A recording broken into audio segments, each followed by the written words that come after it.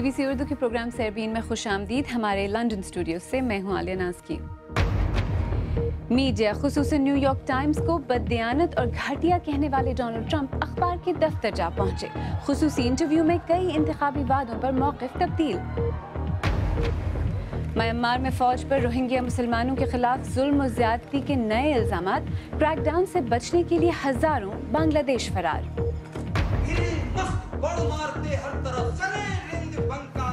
اور سیربین میں یہ بھی دیکھیے گا کہ اردو کی روایتی داستان گوئی کیا اپنے احیا کی جانب بڑھ رہی ہے.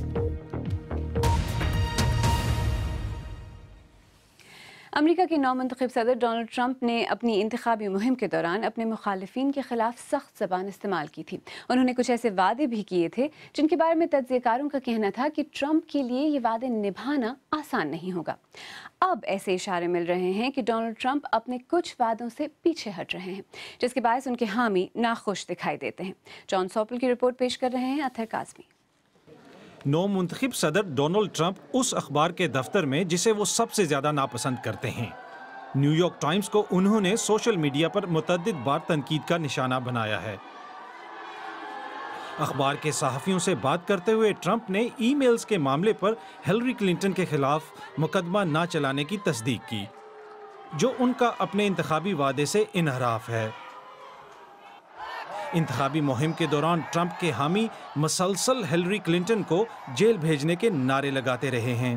ٹرمپ نے اپنی حریف کو بدعنوان کہا تھا اور ان کے خلاف مقدمہ چلانے کا اعلان بھی کیا تھا، جس کی وجہ سے ایک مباحثے کے دوران دونوں کے درمیان تلخ جملوں کا تبادلہ ہوا. یہ بات خوشائند ہے کہ ڈونلڈ ٹرمپ جیسا انسان ہمارے ملک کے قانون کا ذمہ دار نہیں ہے.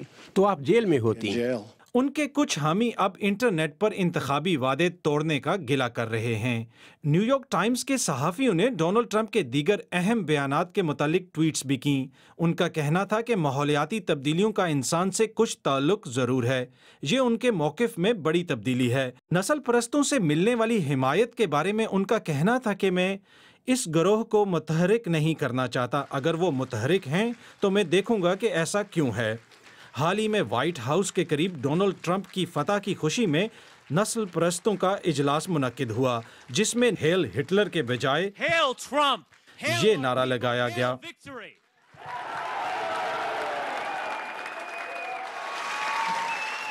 ادھر وائٹ ہاؤس میں صدر اوباما نے ملک کی نامور شخصیات میں ایوارڈز تقسیم کیے. ان میں سے اکثر نے الیکشن کمپین کے دوران ہلری کلنٹن کی حمایت کی تھی. اس میں کوئی شک نہیں کہ ٹرمپ کے دور صدارت میں ملک کی لبرل اشرافیہ کو نظر انداز کیا جائے گا. جان سوپل کی رپورٹ. آئیے اب دیکھتے ہیں کہ بی بی سی کے فیس بک پیجز پر ڈونلڈ ٹرمپ کے بارے میں لوگوں کا کیا رد عمل ہے. کیم کاربٹ لکھتی ہیں، میری ہمدردی ان کے ساتھ ہے جنہوں نے ٹرمپ کے جھوٹ پر اعتبار کیا. انہوں نے تقریباً تمام معاملات پر یو ٹرن لے لیا ہے اور ان کا کاروبار ان کے لیے امریکہ سے زیادہ اہم ہے. گریگ ریڈ ورجن آئلینڈ سے لکھتے ہیں، ٹرمپ پہلے ایک قومی شرمندگی تھے لیکن اب وہ بین الاقوامی شرمندگی کی ایک وجہ ہیں. جبکہ پیٹر وائس برطانیہ سے لکھتے ہیں، میں تنگ آ گیا ہوں ان لوگوں سے جو انہیں کام کرنے کا موقع دیے بغیر انہیں بدترین صدر کہہ رہے ہیں. میں ٹرمپ کا حامی نہیں، لیکن آج جو امریکہ کی حالت ہے اس سے تو کچھ بہتر ہی ہوگا.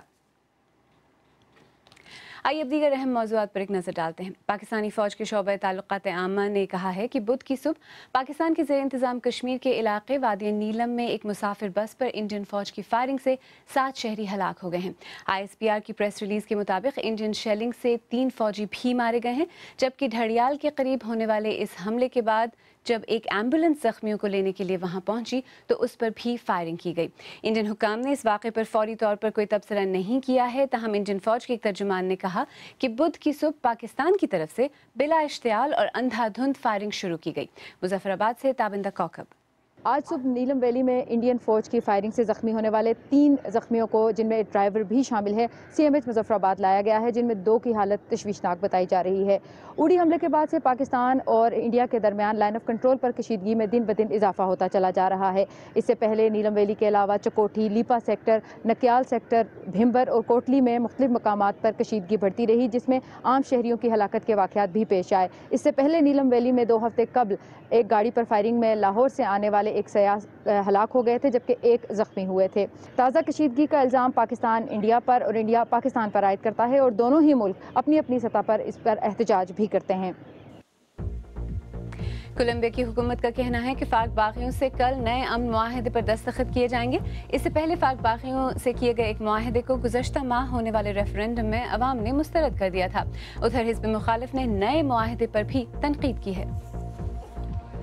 جرمن چانسلر اینگلا مرکل کا کہنا ہے کہ وہ امریکہ کے نو منتخب صدر ڈونلڈ ٹرمپ کی جانب سے ٹرانس پیسفک پارٹنرشپ نامی تجارتی معاہدے سے امریکہ کو الگ کرنے کے اعلان سے خوش نہیں ہیں۔ اس سے قبل جاپان نے بھی اس حوالے سے اپنے تحفظات کا اظہار کیا تھا۔ امریکی اخبار نیو یارک ٹائمز کے مطابق سماجی رابطوں کی سائٹ فیس بک نے چین میں سینسرشپ پابندیوں کو مد نظر رکھتے ہوئے ایک ایسا سافٹ ویئر بنایا ہے جو صارفین کو حکومت کی جانب سے سینسر کیا ہوا مواد نہیں دکھائے گا۔ اقوام متحدہ نے میانمار میں بسنے والے روہنگیا مسلمانوں کے انسانی حقوق کی پامالی کے الزامات کی تحقیقات کا مطالبہ کیا ہے۔ میانمار کی شمالی ریاست رخائن کی 40% سے زیادہ آبادی روہنگیا کمیونٹی سے تعلق رکھتی ہے۔ خراب حالات کی وجہ سے ایک بڑی تعداد نے ہمسایہ ملک بنگلہ دیش کا رخ کیا ہے، جہاں اب تک تقریباً 5 لاکھ کے قریب روہنگیا پناہ اختیار کر چکے ہیں۔ میانمار میں ہمارے نامہ نگار جونا فشر نے تشدد سے بچ کر بھاگنے والے کچھ روہنگیا افراد سے بات کی۔ ان کی رپورٹ پیش کر رہے ہیں خالد کرامت۔ اس رپورٹ کے کچھ مناظر آپ کے لیے تکلیف کا باعث ہو سکتے ہیں۔ نفرت اور ہراساں کر کے انہیں میانمار سے نکل جانے پر مجبور کیا گیا۔ کئی سو روہنگیا بس تھوڑا بہت سامان اور ظلم و ستم کی داستانیں لیے بنگلہ دیش پہنچے۔ عسکریت پسندوں کے خلاف کریک ڈاؤن کی آڑ میں میانمار کی فوجی کارروائی روہنگیا کمیونٹی کے لیے قیامت ثابت ہوئی ہے۔ برما کی آرمی نے ہمارے کئی گھر جلا ڈالے، کچھ آدمیوں کو گولی مار کر ہلاک کیا اور کچھ کو ذبح کر ڈالا۔ ہم سخت غم کی حالت میں ہیں۔ انہوں نے ہمارے گھروں اور مسجد کو آگ لگا دی۔ میرے 2 بیٹے لاپتہ ہیں، وہ لوگوں کو مار رہے ہیں۔ ہم کہاں جائیں؟ ان روہنگیا مسلمانوں کو شاید کوئی بھی وہاں یاد نہ کرے۔ یہ لوگ کئی نسلوں سے میانمار میں رہائش پذیر رہے ہیں، لیکن انہیں غیر قانونی بنگلہ دیشی تارکین وطن کہا جاتا ہے۔ برما کی آرمی نہیں چاہتی کہ ہم وہ سب کچھ دیکھ سکیں جو وہ شمالی رخائن ریاست میں کر رہی ہے، اس لیے صحافیوں اور فلاحی اداروں کے کارکنان کو وہاں جانے کی اجازت نہیں ہے۔ مگر اس کے باوجود روہنگیا کمیونٹی کے ساتھ ہونے والے ظلم و ستم کی کہانیاں منظر عام پر آ ہی جاتی ہیں۔ ہم نے ڈارجی زار نامی روہنگیا کمیونٹی کے ساتھ پیش آنے والے واقعات پر ایک نظر ڈالی۔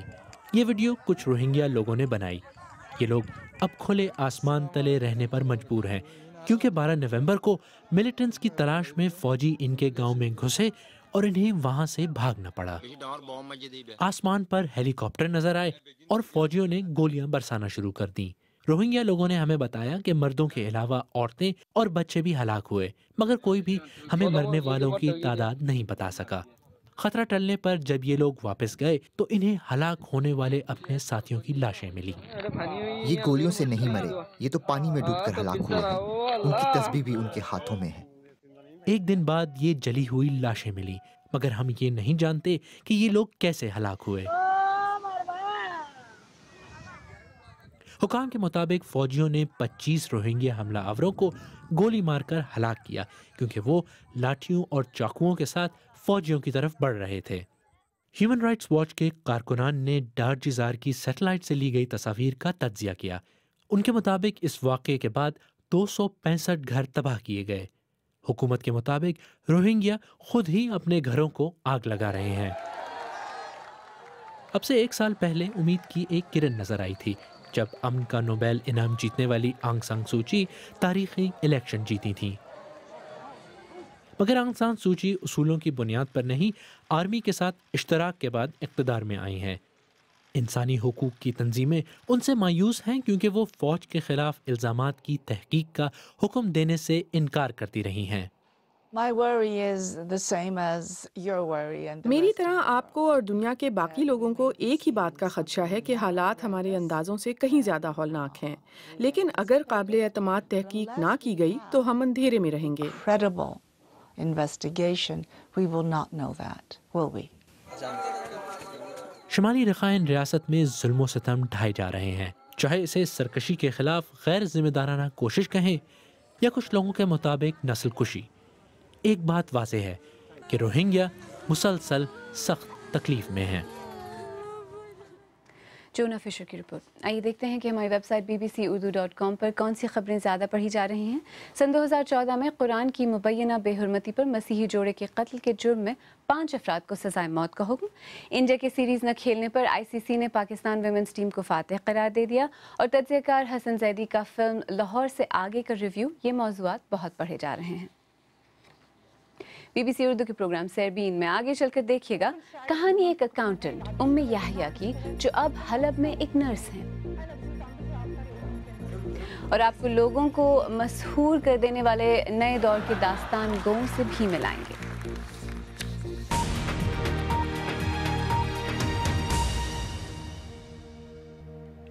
BBC اردو کے پروگرام سیربین میں ایک بار پھر خوش آمدید، میں ہوں عالیہ ناز کی۔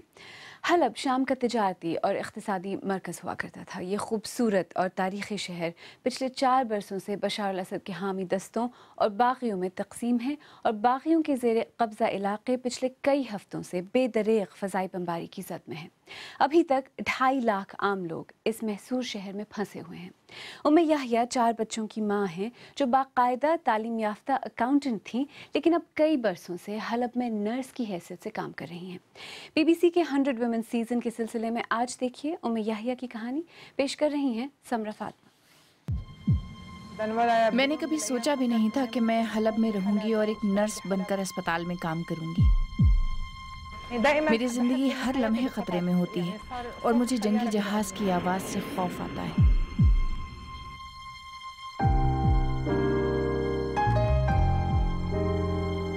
میری عمر 41 برس ہے، اور میں 2011 میں شورش کے آغاز میں ہی حمص سے بھاگ کر مشرقی حلب آ گئی تھی۔ میں تھی تو اکاؤنٹنٹ، لیکن اس جنگ زدہ شہر میں مجھے جینے کا راستہ ڈھونڈنا تھا۔ مجھے لگا کہ جنگ میں ایک عورت کے لیے اسپتال محفوظ ترین جگہ ہے، لیکن قطع نظر اس کے کہ آپ کیا کرتے ہیں، آپ کسی بھی لمحے نشانہ بن سکتے ہیں۔ جس دن کوئی سانحہ نہ ہو یا بچے ہلاک نہ ہوں، میں اسے اچھا دن سمجھتی ہوں، لیکن جس روز بہت زیادہ بمباری ہوتی ہے تو زخمی بچوں کی شکلوں سے میری نیند اڑ جاتی ہے۔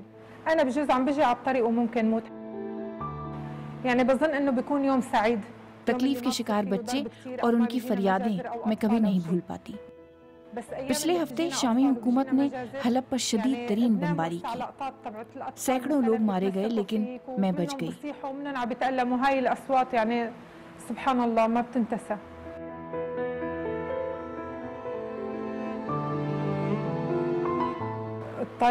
مجھے گھر جانے میں آدھا گھنٹہ لگتا ہے، لیکن راستہ بہت خطرناک ہے، اور مجھے ہر روز اس خطرناک سفر سے ہول آتا ہے۔ میرے 3 بیٹے دوسرے ملکوں کو جا چکے ہیں، اور صرف چھوٹا والا میرے ساتھ رہتا ہے۔ میرے ماں باپ حکومت کے زیر قبضہ علاقے میں رہتے ہیں۔ میری شادی شدہ مطمئن زندگی بالکل بدل چکی ہے۔ مجھے طلاق ہو چکی ہے، خاندان بچھڑ چکا ہے، اور بچے مختلف ملکوں میں بکھر گئے ہیں۔ میں تو اپنے والدین سے بھی بات نہیں کر سکتی، نہ انہیں اپنے احساسات بتا سکتی ہوں۔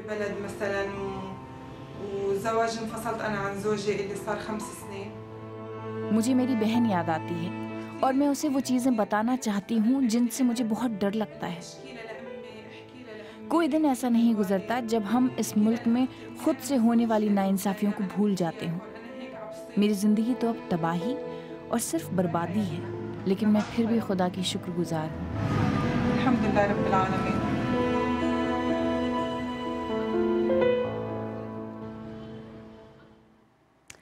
اگر آپ آج کا پروگرام دوبارہ دیکھنا چاہیں تو ہمارے YouTube چینل پر آئیے، پتہ ہے youtube.com/BBC اردو۔ BBC کی شیم سیریز کے سلسلے میں بننے والی خصوصی رپورٹس پر ہم نے آپ کے لیے خصوصی پلے لسٹ بھی تیار کی ہے، جو ہمارے YouTube پیج پر موجود ہے۔ ہمارے پیج کو سبسکرائب کرنا نہ بھولیے گا۔ پاکستان کے شہر کراچی میں ایک دہائی پہلے national academy of performing arts کی بنیاد رکھی گئی تھی۔ اسی ادارے سے تربیت یافتہ بعض فنکار اپنے فن کو داستان گوئی کی صنف کے ذریعے منوانے کی کوشش کر رہے ہیں۔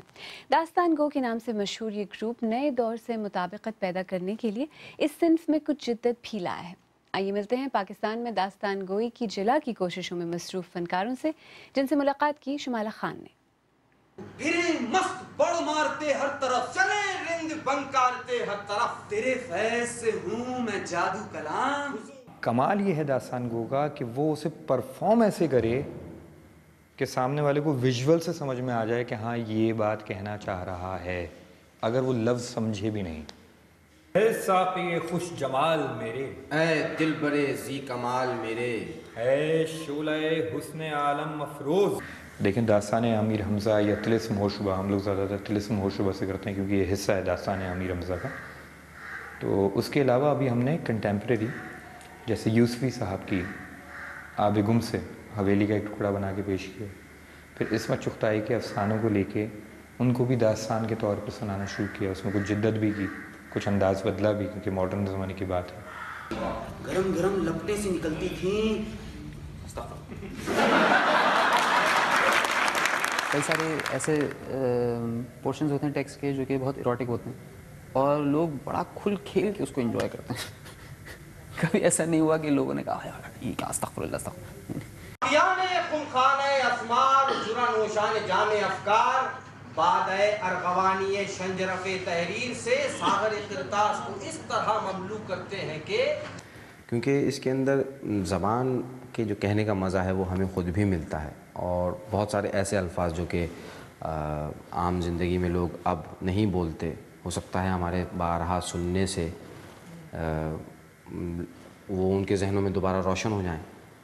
وہی دعا خدا خیر کرے پورے 10 سال نکل رہی ہو، اللہ رکھے خالی کے مہینے میں اللہ بیچاری امتیازی وہ بول کے پچھتا کالے میاں اس وقت 17 برس کے خود سر بگڑے دل بچھیڑے تھے، ان پر دلہن کے حسن کی کچھ ایسی ہیبت طاری ہوئی کہ رات ہی رات جودھ پور اپنے نانا کے ہاں بھاگ گئے۔ ظاہر سی بات ہے ہم داستان سے یہ سارا کچھ اپنا گھر نہیں چلا سکتے، تو اس کے علاوہ ہم تینوں تقریباً مختلف جگہوں پہ کام کرتے ہیں۔ میسم مثال کے طور پہ فلمز میں لگا رہتا ہے، میں وزٹنگ فیکلٹی کے فرائض سر انجام دیتا ہوں، فواد کو کبھی کبھار کوئی سیریل آفر ہو جاتا ہے کیونکہ وہ تھوڑا سا خوبصورت ہے ہم دونوں کے مقابلے میں۔ اگر آپ چاہیں تو مجھ سے اور ہماری ٹیم کے دیگر ساتھیوں سے ٹویٹر پر بھی رابطہ کر سکتے ہیں۔ میرا ٹویٹر ہینڈل ہے @alianazki۔ اس کے ساتھ ہی سربین اختتام کو پہنچا، کل پھر حاضر ہوں گے، تب تک BBC Urdu.com دیکھتے رہیے۔ عالیہ نازکی کو اب اجازت دیجیے۔